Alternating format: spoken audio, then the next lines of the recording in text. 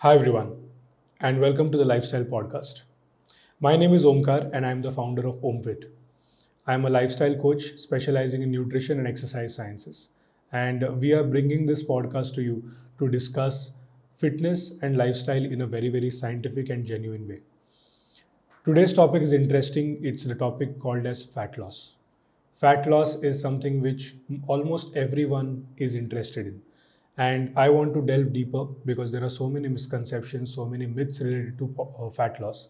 And in this podcast, we are going to discuss in length on each and every single perspective, on every theory, and also on the right way to lose fat. At Omfit, we specialize in fat loss as well as in chronic condition management, which means there are diseases such as diabetes, thyroid, PCOS, or even heart disease. And there are musculoskeletal conditions such as lower back pain, knee pain, shoulder pain. So we specialize in management of these with the help of nutrition, exercise, and meditations. Now, between the year 1975 and 2020, which is a span of less than 50 years, obesity in the world has tripled. And if you look at it right now, more than 2 billion adults are already overweight or obese. The basic difference between being overweight and obese is that being overweight means having a BMI more than 25, and obese means having a BMI more than 30. If the world continues on its current trajectory with obesity, by the year 2030, which is in just 8 years from now, around half the population of the world would be obese. And that's a scary situation.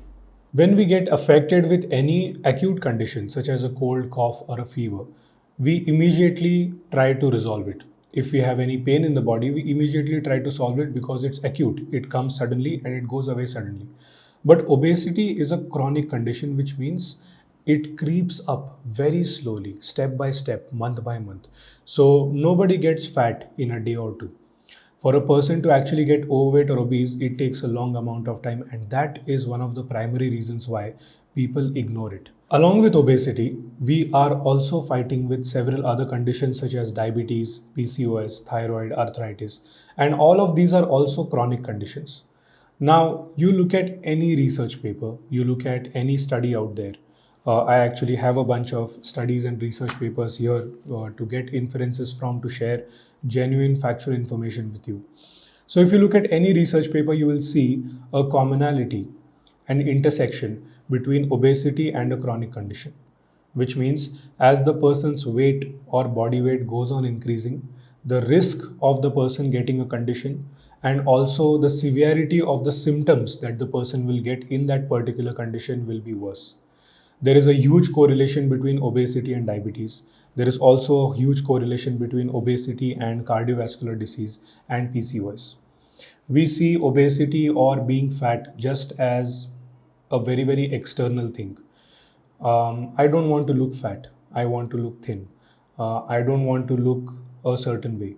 And it's not just about looks. Looks are very secondary. The primary concern why a person should lose weight or lose fat is so that the person can lead a healthy, happy, and a fit life. And the person should not have to deal with tons of medications and a lot of medical expenses done in any chronic condition such as diabetes. So here these research papers actually say that it is estimated that about 60 to 90% of the patients with type 2 diabetes are obese or have a BMI of more than 30. If you look at CVD, which is cardiovascular disease, it is seen that there is a relation between obesity and especially visceral obesity, visceral fat, which is near the internal organs. Obesity also has a direct impact on PCOS because obesity is directly linked with insulin resistance, and PCOS and insulin resistance don't go very well together. There are studies which say that PCOS is not directly caused because of obesity, but obesity can definitely worsen the symptoms of PCOS or the severity of PCOS.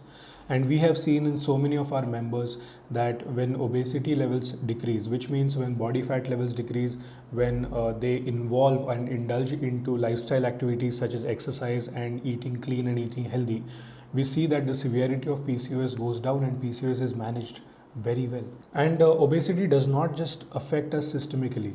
We have also seen that as your weight increases, it also can affect your musculoskeletal system, which means we have seen that so many people, and the research also says that so many people having lower back pain are obese.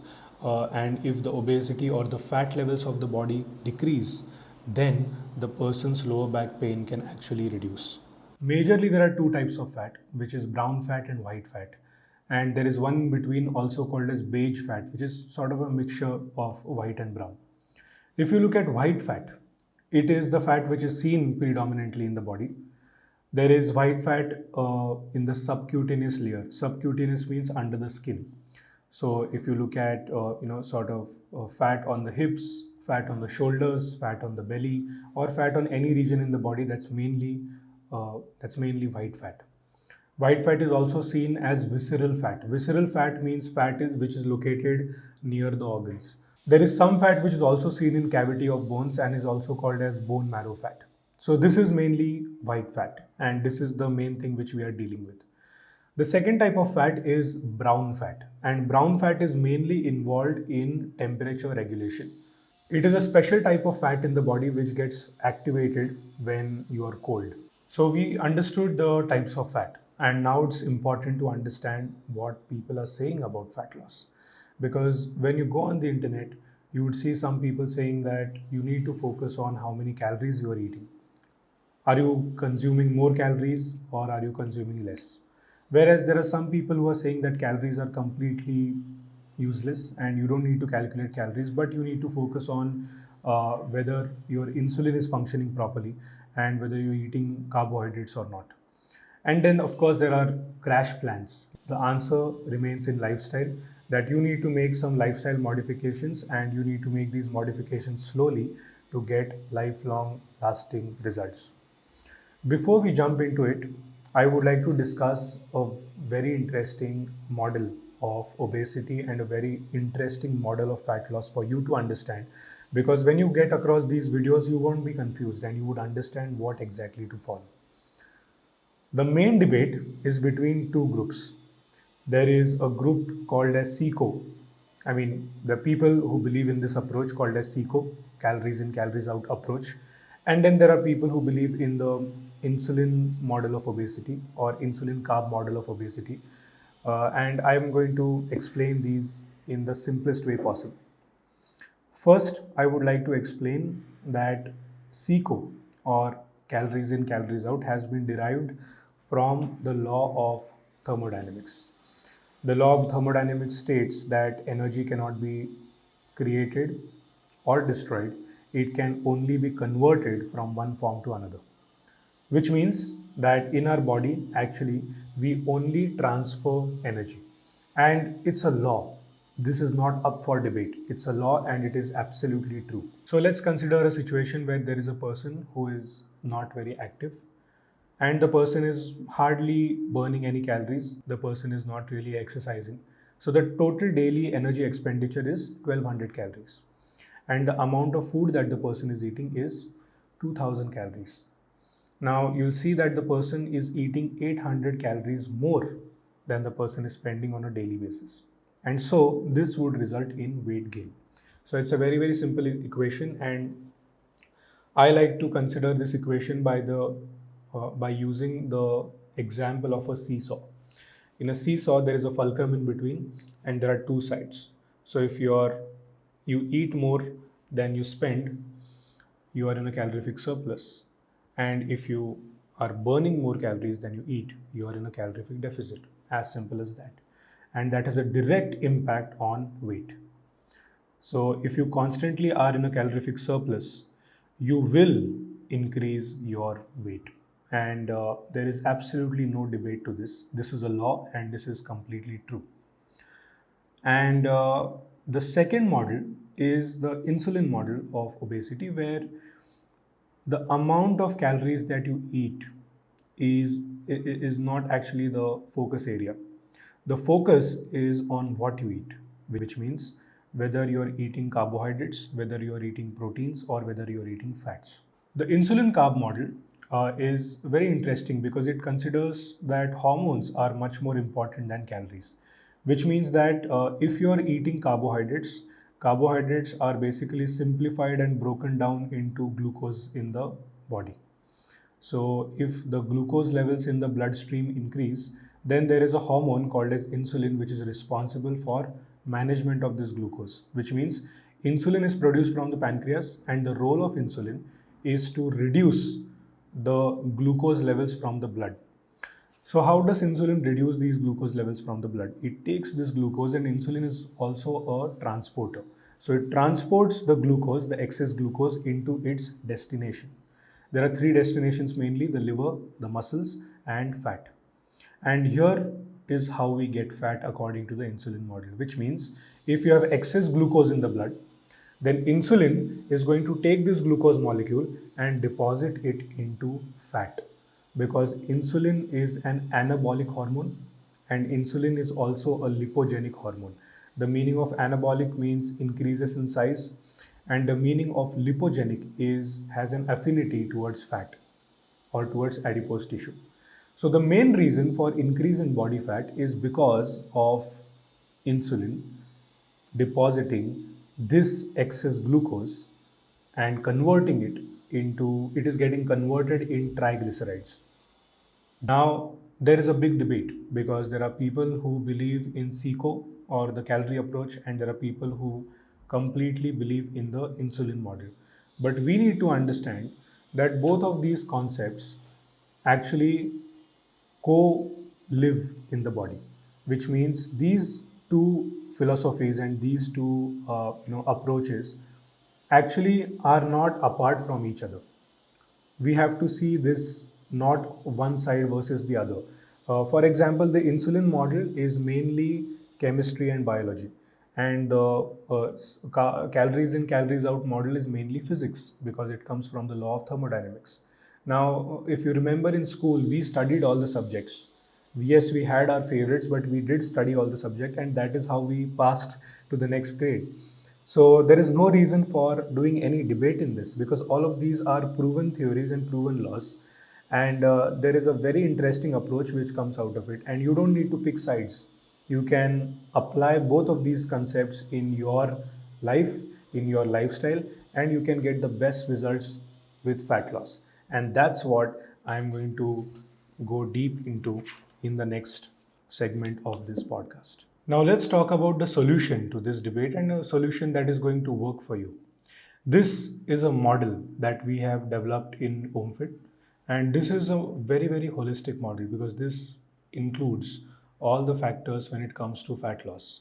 And if you are trying to lose fat, or if you know anyone who is trying to lose fat, then the information which I'm going to share with you right now will be very, very valuable for you. So we have come up with a three-dimensional model of fat loss. We also call it the 3D model. If you look at a three dimensions have three sides or three axes. There is an X, Y, and Z axis. So similarly, when you look at food or when you look at nutrition, there are three axes, and that's what works very well for fat loss. The first is what you eat, which means what are the proportions of macronutrients that you're eating. Are you eating carbohydrates more? Are you eating proteins more? Or are you eating fats more? And again, considering the micronutrients as well, such as vitamins, minerals, and also water. So that considers what you eat. The second axis is when you eat, which means are you eating maybe with a frequency of 4 or 5 meals a day? Or are you a person eating just one meal a day or 2 meals a day? And are you binge eating your food at night? Are you eating an early breakfast? Are you eating your breakfast late? There are many approaches and many types. And then the third is how much are you eating, which means are you eating in a calorific surplus or you are eating in a calorific deficit. So if you look at all these three dimensions and if you consider these three dimensions instead of debating and fighting between two dimensions, then you come to the solution. So let's discuss the first dimension first, which is what to eat. Now, when you look at what to eat, mainly macronutrients are divided in three categories: carbohydrates, proteins, and fats. And when you look at carbohydrates, Carbohydrates are mainly divided as a high glycemic index carbohydrates and a low glycemic index carbohydrate. Now, when you look at high and low glycemic index carbohydrates, it means that the speed at which a carbohydrate will convert into glucose. To give you a very, very simple example, if I eat table sugar, a spoon of table sugar is going to convert into glucose very fast as compared to maybe a fruit. A fruit will also convert into a fruit like an apple, which is very, very high in fructose. It will convert into glucose, but the speed at which it will convert into glucose will be slower. And even more than that is a very, very high fiber food, like for example, a green leafy vegetable. If you look at a green leafy vegetable, the green leafy vegetable would hardly convert into glucose because it will contain mostly fiber, and the fiber will get in the body and it will be excreted out. So, as you add more fiber to the diet, the glycemic index of the carbohydrate decreases. And why this is useful is because high glycemic index carbohydrates increase glucose levels very fast. This state is also called as hyperglycemia, and hyperglycemia is always followed by hypoglycemia. So your energy levels throughout the day will constantly keep on fluctuating, and that will create more hunger. The second reason why a person should not include or should eat a lot of high glycemic index carbohydrates is because of the addiction. Because high glycemic index carbohydrates, especially when they are paired with unsaturated fats. So, to give you the best example, is chips. If you look at potato chips, it is potato, which is a high glycemic index carbohydrate, paired with oil. So if you look at a combination like this, which is completely processed and is very, very addictive in nature, you will see that there are brands which actually challenge you out, and the taglines of these brands are "No one can eat just one," and that is such a reality. Because if somebody keeps a packet of chips in front of you and asks you that you need to eat only one chip, and if you eat that chip, you won't be able to resist yourself. But that's not the case with proteins. Proteins are building blocks of the body. Proteins are, and I'll show you some pictures of foods which have class A and class B proteins. Now, proteins are mainly divided as class B and A and class B because of the biological value. And don't worry, today in this first episode of podcast, I am just brushing up on these topics such as carbohydrates and proteins. But in the coming episodes, I am going to go really deep in each one of them. So proteins have a very, very high satiety value, and that's one of the reasons why overeating proteins becomes so much difficult. You would find a person who says that I could eat 3 4 packets of chips. You can find a person who will say I ate 3 scoops of ice creams or 4 scoops of ice cream. But you will hardly find a person saying that I, on a consistent basis, on a daily basis, overeat chicken or overeat paneer. That is something which is very difficult because protein has a very, very high satiety value. And protein also has very, very important functions to play in the body. And when we look at fats, fats again are mainly divided into categories: saturated and unsaturated fats, and they have their own chemical processes. They have some effects that they do on the body. Fatty acids or dietary fat is extremely, extremely useful for the body. Fats do contain 9 kilocalories per gram, whereas carbohydrates and proteins contain only 4 kilocalories per gram. So, fats actually have a much higher calorie per gram value, but fats also have very, very important functions to play in the body, like solubility of fat soluble vitamins, like creation of your sex hormones such as testosterone and estrogen. So, very important functions with fat. Now, the reason why I'm telling you and giving you all of this information is because you need to understand and you need to fix what you eat. Because if you fix what you eat according to your body, according to your condition, then the remaining two dimensions will get into place. I'll give you an example. Calories in, calories out is an approach. And if you eat less calories, you would lose weight. But when you lose weight, we don't know whether you will lose weight in terms of muscle mass or whether you will lose weight in terms of fat. If a person is hospitalized for 15 to 20 days and the person loses 5 to 10 kilos, you tell me, is that weight loss good? That weight loss is definitely not good because the person has mainly atrophied and lost muscle in hospital. So the calorie approach definitely does work in terms of weight, but weight loss is not the only thing that we want. The topic of this podcast is fat loss, and we are interested in losing fat from the body and retaining the muscle as much as we can. So if you go with the SECO approach, and the calorie approach is mainly promoted by saying that you can eat the foods that you enjoy and you love every single day. So you can eat a pizza every day, and you can eat a pizza every day and still lose weight. Is that true? Yes, that is true. But if the pizza does not contain enough chicken, enough cheese, enough protein, then that pizza, the remaining part of the pizza, which is bread and processed wheat, which is also called as maida, that is definitely going to trouble you in many ways. So that's where the SECO approach or the calories approach sort of falls short. And the third dimension, or the second dimension, is when you eat. Now, when you eat, also we need to understand, because we are creatures of habit. If you look at a human being, we have been taught by our family, our parents, and our grandparents that you need to eat breakfast in the morning, you need to eat lunch in the afternoon, then you need to have a small snack at around 4 or 5 p.m., and then you need to eat dinner. So, if you look at really old or ancient traditions, there were no refrigerators, and there were no 4 or 5 meals a day, and there was no binge eating at night. Especially when we humans were hunters and gatherers, we used to hunt animals and we used to eat them. Of course, we are not hunters and gatherers now anymore. We live in a society, we live in a structured environment, but this has been taught to us, and these habits have been taught to us.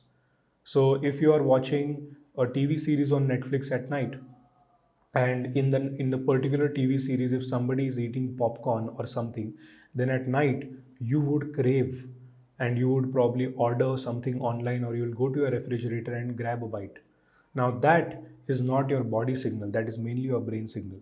And intermittent fasting is actually it's a very useful tool in managing addictions, in actually successfully doing a calorific deficit, and in successfully eating healthier foods over unhealthier foods. So, intermittent fasting, or when you eat, is not actually a diet, but it is just a type of eating. But if you are an athlete, if you are a performer, if you have any sort of physical activity or physical performance, then when you eat will definitely matter, because the timing of your protein, the timing of your carbohydrates, and the timing of your fats can affect your physical performance, can affect a particular performance in a particular sport. If you are running a marathon, the timing of your food will be important. If you are a person who is into weightlifting or powerlifting, the timing of your food will be important. That's where the second dimension comes into place. Now, when it comes to fat loss, the third dimension, which means how much you eat, we can't completely discount that. We can't say that, okay, if you're eating the right foods, you can start overeating, or you can eat as much as you want. Because when you look at SECO, or calories in, calories out, it's very important to understand that it's a law, and a law cannot be incorrect. But when we look at exercise, so in calories in, calories out, the main tool or the main thing that people focus on is also exercise. That I went for a run today in the morning, I did a strength workout today in the morning, and because of that workout, I have lost, or I have burned 300 to 400 calories. And because I have 300 to 400 calories burned, I am entitled to eat a pizza. I listen to this so many times, where we go out in a restaurant, or we go for a party or a social gathering, and then relatives or friends say this: why aren't you eating?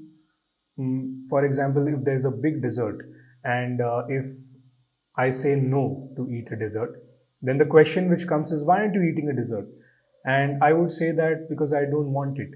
And the answer that would come from them is usually this: oh, you should eat this, because go ahead, eat it, and just run 2 kilometers more tomorrow.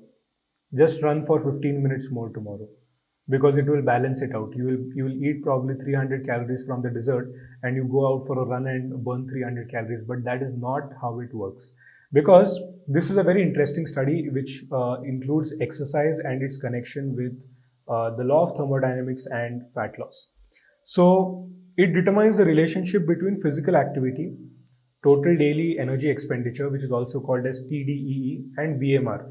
BMR, or basal metabolic rate, is the basic amount of calories that the body would burn for your metabolic processes such as blood circulation, the functioning of the brain, the functioning of the heart. So all of these metabolic activities also require some calories, and that's called as BMR.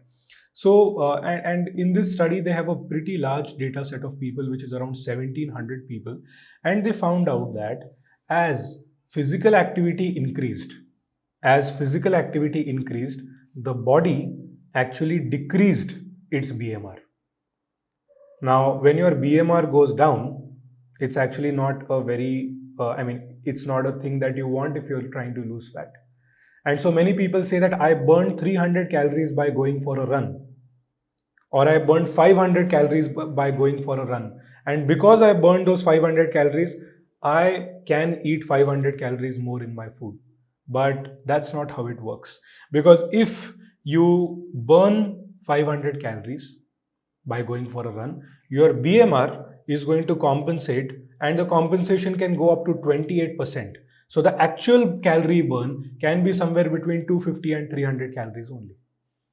So the reason why I'm explaining you this is because exercise, and this is again my opinion, that exercise should not be done for losing fat. The main purpose of exercise should be improvement in your strength. If you want to get stronger, you should exercise. The main purpose of exercise should be to build your endurance. If you want more stamina, if you want to build more endurance, you should exercise. If you want to get more flexible, if you want to develop a particular skill, if you want to compete in a particular sport, that should be the reason and the purpose of exercise. The fat loss that comes with exercise should be treated as a byproduct. And exercise mainly should be done for the purpose. And again, there is a complete episode dedicated to exercise which we are coming up with. And in that, I'll be explaining the different types of exercises and its effects on the body, on the musculature, and also on fat. But if you look at studies like this, you should understand that whenever we do any extra physical activity, we should not feel entitled to binge eat or eat mindlessly. So that's about calories in, calories out. However, in CICO, there are certain terms such as TDEE, BMR, NEAT, the total and the net calories that you're going to burn, and that, or these are important calculations to be done if your goal is losing fat. That's the third dimension of the 3D model. Now coming to the last dimension, which is a hidden dimension, and we call it the 3D model, but the 3D model actually has 4 dimensions. And this model has the fourth dimension, which on purpose I have kept it hidden, because the fourth dimension is something that we cannot see. And the name of the fourth dimension is your mindset. Because we need to understand that our brain, our mind, has a huge role to play in your fat loss. There was a very interesting experiment conducted by Dr. Alia Crum. It is also called as the milkshake experiment. And I got to know about this in a very, very interesting podcast called as the Huberman podcast. So in this milkshake experiment, what they essentially did is they kept a milkshake which was high in calories, which was high in fats, high in sugar, and they kept this milkshake and they called a group of people to drink the milkshake. Now, before and after they had the milkshake, they calculated everything. They calculated their BMR, they calculated several hormones, and they calculated probably their entire blood profile. After people had the milkshake, their body reacted in a certain way. When these people were told that this milkshake is unhealthy, is very, very high in calories, and is very high in carbohydrates and fats and stuff. And then the same group of people were called next week, and this time they were told that there is another milkshake which is very low in calories, which is low sugar, low fat, and which is kind of healthy as the world agrees. And these people had the milkshake, and then they again took the readings before and after the milkshake. And the the results of this experiment were very interesting, because in the first week, when people had that unhealthy milkshake, so-called unhealthy milkshake, their body reacted differently. And in the second week, when they had the so-called healthy milkshake, their body reacted differently. But here is an interesting thing. Later, these people were told that both the milkshakes were actually the same. Same amount of calories, same amount of sugar, same amount of fat, everything was identical. So, how can this happen? How can just having a glass of milkshake, when your mind is thinking it is healthy or unhealthy, actually make it different? And the hormonal levels in the body actually changed. And all of this is documented in the milkshake experiment. And I would like to add a link below in the description of the milkshake experiment. So we need to understand that our brain has neurons which are connected to our fat cells. And if you believe in something that it's going to make you fat, then your chances of getting fat with that particular thing will be high. So your mindset plays a huge role. Your culture, your emotions, which kind of family that you come from, your family traditions, all of these things are very, very important things in your fat loss journey. And these are the things which you will see that a nutritionist or a trainer might not talk about. But in Omfit, we actually focus on the mindset first. We focus on changing the mindset first. Because being on a diet should not be treated as going on a punishment. If if a diet plan is written to somebody, and if that person reads the diet plan, he should not feel that he or she is punished. It should be a very indulging, a very happy experience, that that person is going to work on his or her body to improve the body. If an exercise program is given, the exercise should not look like a punishment, that yes, you ate a pizza yesterday and so you will have to burn so many calories today. No, that's not the purpose of exercise. The purpose of exercise should be to indulge in exercise and to be more happy and more stronger, fitter, more, have more endurance, have more flexibility with the exercise. So that's the three-dimensional approach that we have, and that was the fourth dimension which I wanted to talk about. So coming to the last part of this podcast, which is, we understood everything now, but now if a person wants to lose fat, what is it that exactly needs to be done? How do we target this, and how do we achieve fat loss? If you want to lose fat, how to do it? How do we lose fat? And what is the exact strategy or model or structure or formula of losing fat? Let me tell you something. There is no single diet. There is no single diet plan. There is no single exercise plan. There is no single type of eating like intermittent fasting that is one size fits all for fat loss. At Omfit, we have consulted more than 5,000 people now. There have been more than 5,000 transformations.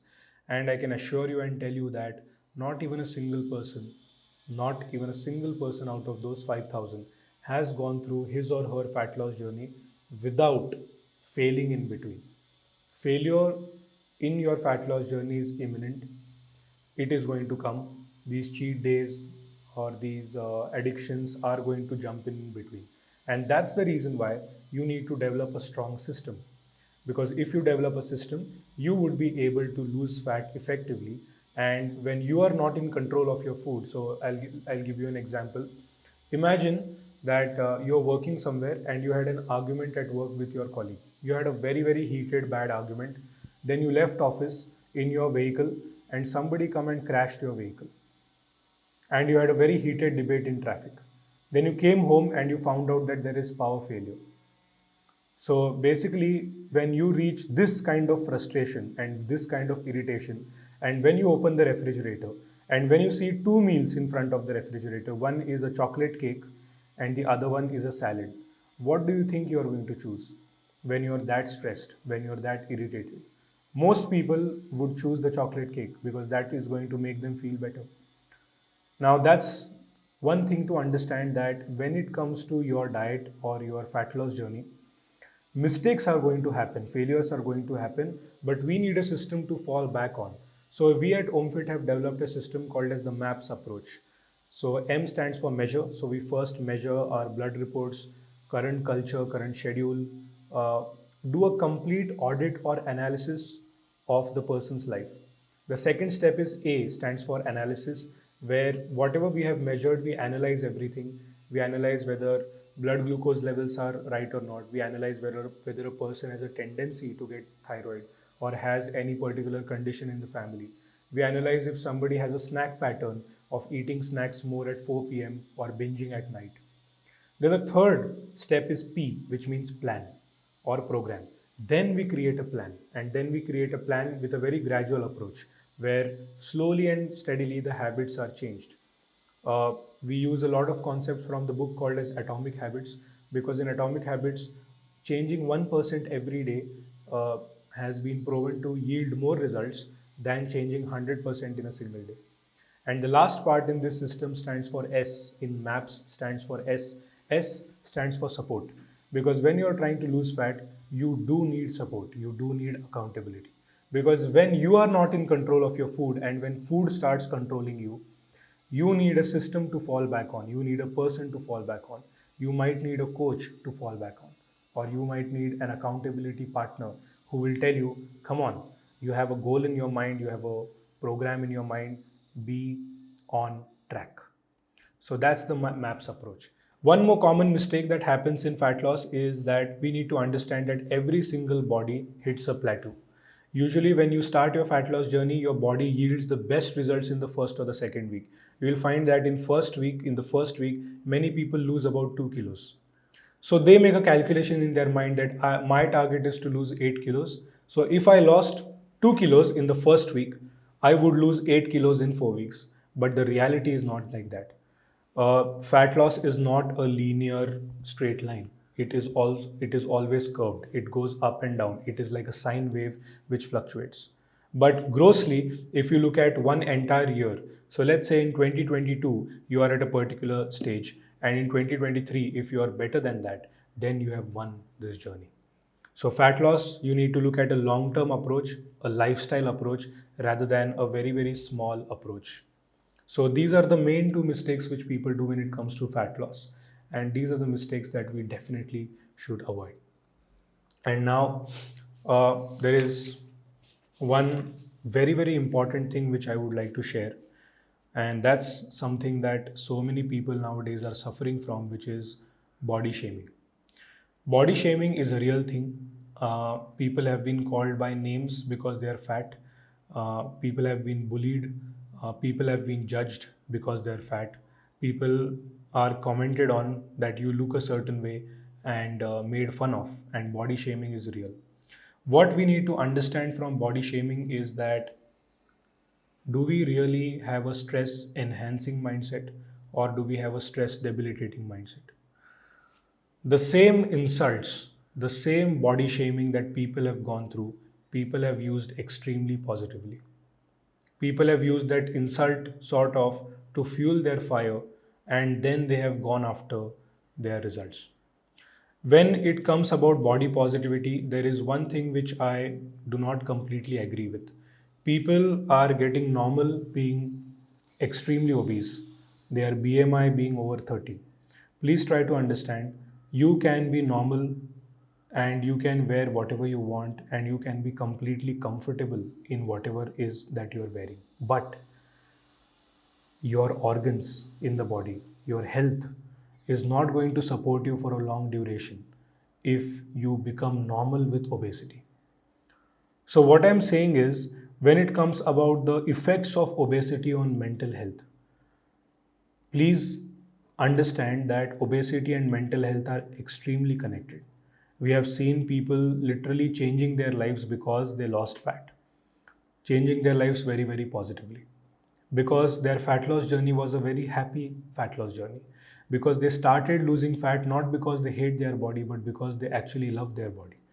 So, if you are if you are a proponent of body positivity, my take on body positivity is that yes, you should be extremely, extremely positive about your body, and that's the reason why you should work on your body. You should treat your body as a temple. and you should respect your body, and you should nurture your body by giving the exercise that it requires, by giving the healthy food that it requires. It's always either the mind wins or the body wins. So why not unite the both and lead towards the real body positivity and go on a path which is filled with health, which is filled with fitness, and which is filled with just happiness. So I hope you enjoyed this entire podcast. Please do write in the comment section if you agree or disagree with certain concepts that I discussed or opinions that I discussed. Please do let me know if you have any more questions, because we are going to come to you every week with a new topic, and we are going to delve deep into these topics, go really in depth, and talk about these topics to share genuinely positive information. At Omfit, we hold a vision of transforming 1 billion lifestyles. That's the number that we want to reach to. And that's the vision with which the entire Omfit team works. And I'm very happy that you continued watching this podcast to the end. Thank you so much, and I'll see you in the next episode.